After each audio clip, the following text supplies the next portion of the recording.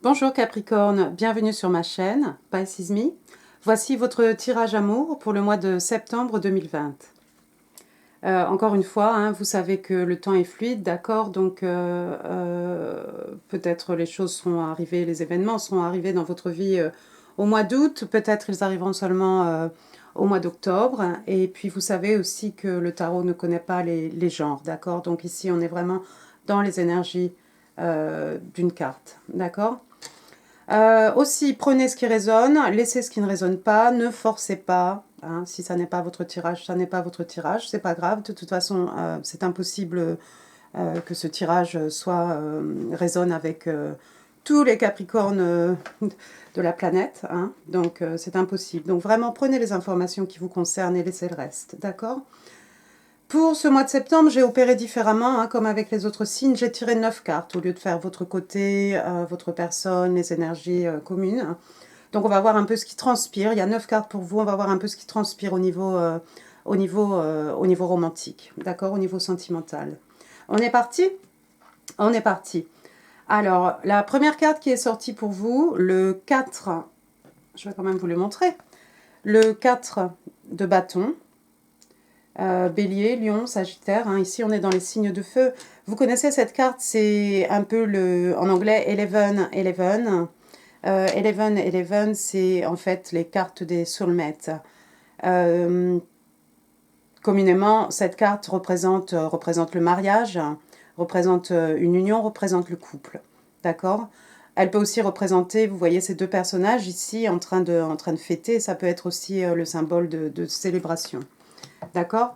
La deuxième carte qui est sortie pour vous, le roi de coupe. Vous connaissez ce roi de coupe, hein, ce personnage mature, hein, ce personnage qui a le contrôle, vraiment en plein contrôle de ses émotions. D'accord? C'est un homme-femme, hein, qui ne communique pas forcément ses émotions, d'accord? Mais les émotions sont là. Hein, vous voyez la coupe d'amour, hein, dans la main de ce personnage. D'accord? C'est quelqu'un de très affluent, hein, au niveau des émotions. C'est aussi un roc, hein, ce personnage. Le roi de coupe, cancer, signe des cancers, mais pas que, d'accord? En tout cas, cancer, scorpion, poisson. Et, mais pas que. et, et ben voilà. Troisième carte pour vous, les Capricornes. Désolée, hein, je ne suis pas dans mon setting normal ici, je suis un peu perturbée. Troisième carte qui est sortie pour vous, le pendu. Le pendu, carte des poissons. Hein. Le pendu, c'est ce personnage qui a besoin, en fait, vous voyez la position qu'il a adoptée, en fait, c'est pour avoir une autre perspective, hein, par rapport à quelque chose. Donc ici, si on met les trois cartes ensemble, on a ce personnage de roi de coupe qui tourne le dos un peu à un mariage, à une union. D'accord? Est-ce que c'est vous? C'est probablement vous, ce personnage Capricorne. Et vous avez besoin, en fait, de prendre un peu de recul par rapport à votre couple, par rapport à votre union, par rapport à une relation que vous avez. D'accord? Bon, on est dans le tirage amour, donc peut-être aussi par rapport à votre mariage, hein, ici. D'accord?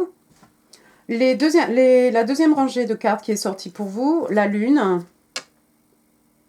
signe des cancers, encore une fois. Il y a beaucoup d'émotions, hein, il y a beaucoup de signes d'eau, en tout cas, dans ce tirage. Alors la lune, vous la connaissez, hein, la lune, c'est tout ce qui est caché, c'est tout ce qui est non dit, c'est tout ce qui est secret. Ça peut être des peurs, intérieures, hein, c'est juste des choses des fois qu'on s'imagine. D'accord? Donc ici, il y a quelque chose qui est caché. D'accord? La pleine lune, hein, en poisson aussi. C'était hier, je crois. Oui, c'était hier, le 2. D'accord? Ensuite, on a ce personnage de 7 d'écus. Alors ici, on est dans les écus, signe de terre, taureau, vierge, et vous les capricornes. Alors ce personnage, c'est le 7 d'écus. C'est ce personnage en fait qui attend un peu vainement en fait. C'est quelqu'un qui a travaillé à quelque chose, d'accord. Avec les écus ici, on est dans le matériel. Ça peut être au niveau professionnel, mais ça peut être aussi au niveau spirituel, hein, d'accord? C'est quelqu'un qui a investi, en tout cas de son temps, de son énergie, pour planter quelque chose. Et vous voyez, ce personnage-là, maintenant, attend en fait que les choses, que ses écus soient mûrs pour pouvoir les récolter, d'accord? Pourquoi elle attend un peu en vain? Parce que je pense qu'en attendant, il y a beaucoup de choses en fait qui pourraient être faites, hein. C'est pas une perte de temps, mais il y a quand même cette notion de, voilà, faudrait en fait peut-être essayer de dépenser son énergie à faire autre chose qu'à regarder cet arbre et attendre que les fruits soient mûrs. D'accord? Ensuite, la troisième carte qui est sortie, la lune. Donc ici, on est dans le signe des Verseaux. La lune, c'est un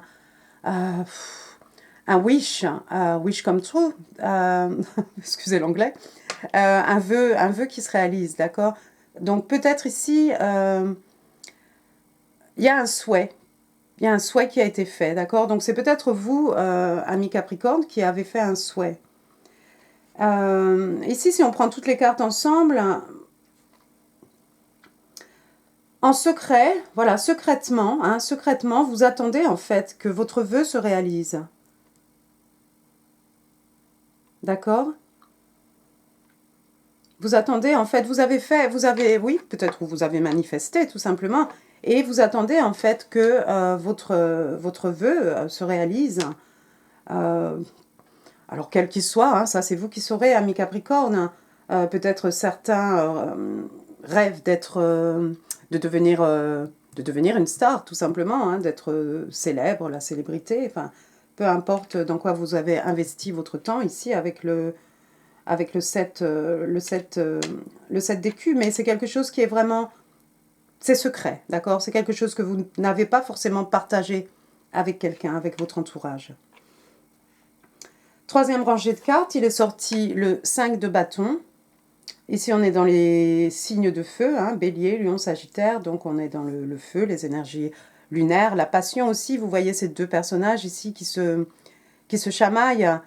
Ces deux personnages qui ont autant en fait de passion l'un que l'autre et aucun ne va lâcher en fait. Il y a un peu d'ego aussi, il y a beaucoup de passion et ici les personnages sont à force égale, hein. On peut s'imaginer que le combat a commencé ce matin et vous voyez la nuit qui tombe sur ces deux personnages et en fait ça n'est pas fini. Donc ça peut être des querelles, ça peut être des petits conflits, ça peut être des broutilles, ça peut être un conflit aussi intérieur en fait. D'accord? Deuxième carte qui est sortie pour vous, c'est ce 4 de coupe, encore une fois signe d'eau, Cancer, Scorpion, Poisson. Ce personnage de 4 de coupe, c'est ce personnage en fait qui regarde ces 3 coupes devant lui avec beaucoup de mélancolie. C'est quelqu'un qui s'ennuie aussi, mais c'est quelqu'un qui ne voit pas en fait cette coupe juste derrière lui. Cette coupe qui est offerte en fait par le divin, d'accord? Il y a une coupe d'amour ici qui vous est offerte par l'univers, d'accord? La dernière carte qui est sortie, c'est le 8 d'écus. Encore une fois, on est dans les signes de terre, hein, donc vous les Capricornes, Taureaux et Vierges, mais pas que. Alors, ça peut être le lieu de travail, ça peut être la profession, ça peut être votre métier, ça peut être quelqu'un aussi qui passe beaucoup d'énergie en fait dans son travail, d'accord, qui investit beaucoup, hein, avec ce personnage qui inlassablement répète les mêmes gestes jusqu'à la perfection pour que tous ses écus soient vraiment parfaits, d'accord? Donc ici, ce qui se passe,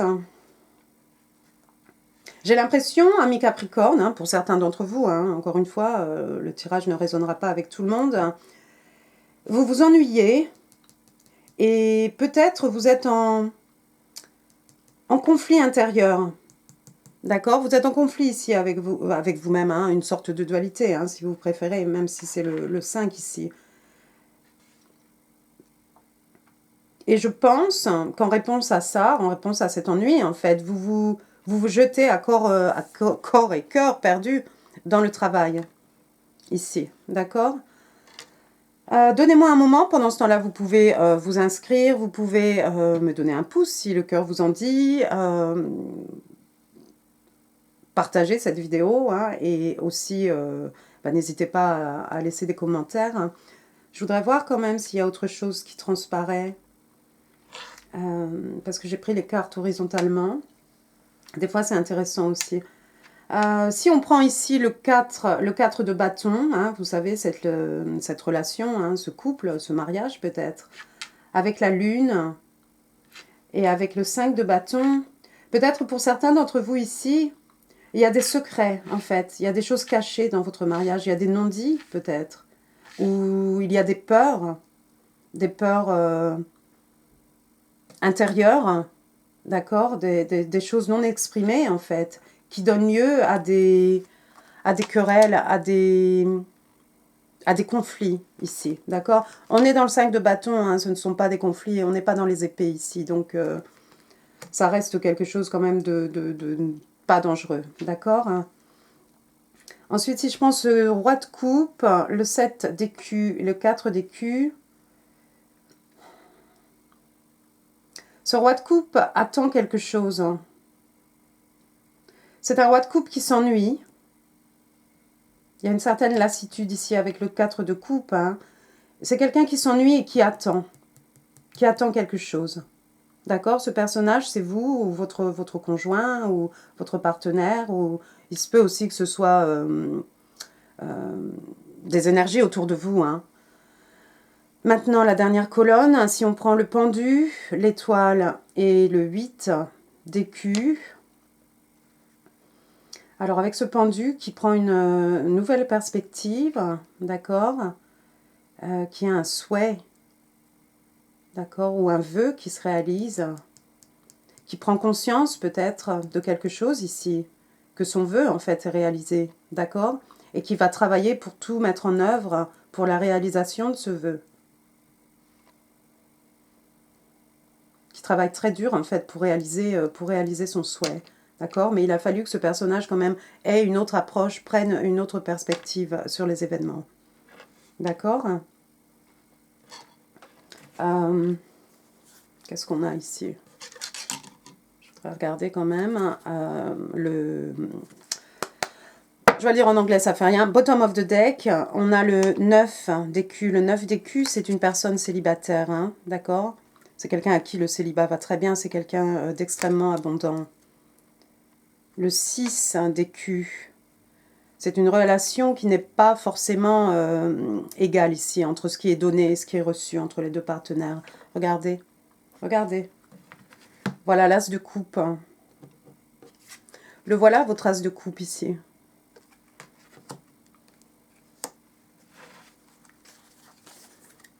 L'as de coupe, très bien. Ensuite, on a le chevalier d'épée. Le chevalier d'épée, c'est celui qui arrive pour gagner, d'accord? Le chevalier, c'est aussi un messager. Le chevalier, il fait preuve de beaucoup d'intelligence. Hein. Ici, on est dans l'esprit, la communication, les échanges. Hein. Vous allez avoir un message. Ensuite, on a la carte de la justice. Carte de la justice, il est possible, si vraiment il y avait une séparation ici, parce qu'il y a quand même quelqu'un qui s'ennuie, il y a quand même beaucoup de querelles. S'il y avait une séparation, les choses vont tourner, comment dire, en votre faveur. C'est-à-dire que ça pourrait être un jugement, hein, vraiment, s'il s'agissait d'un divorce. Mais en fait, avec cette carte Capricorne, vous en sortirez bien. Le chariot, les choses vont arriver très vite. On ne peut pas les arrêter. La force, d'accord, ça c'est vous. Vous avez la force, le courage, peut-être de faire quelque chose. Regardez. Le soleil qui guérit, le soleil sous lequel tout est abondant en fait. Je vais m'arrêter là, on va pas faire toutes les cartes. On va tirer maintenant ensemble, on va utiliser les cartes de Doreen Virtue.